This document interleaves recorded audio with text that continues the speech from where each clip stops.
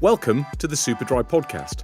We're going to be focusing on some of the topics covered in the Future Engage Deliver leadership program. Today we'll be looking at exactly what we mean by mentoring and why it can be such a powerful tool within an organisation. A successful mentoring relationship can have transformative results on people's careers and can be a force for good for both parties. Mentoring requires a particular skill set that sits somewhere between teaching, counselling, and coaching as a helping style.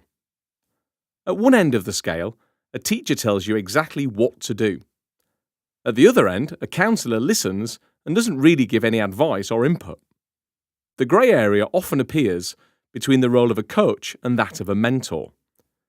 To be a mentor, unlike a coach, there is some inference that you must either be more senior or more experienced than the person being mentored, or the mentee, to give them their full name. You will also be expected to give some advice or impart some wisdom while using your coaching skills to help them solve their own issues. In coaching, the issues are often shorter term and business focused, whereas in mentoring the focus may be longer term and often broader. For example, it could be around career choices or navigating the politics of the organisation. There are three main areas for a mentor to help the mentee focus on. 1. Evaluate.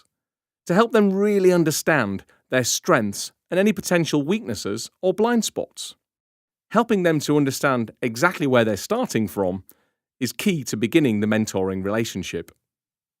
2. Motivate.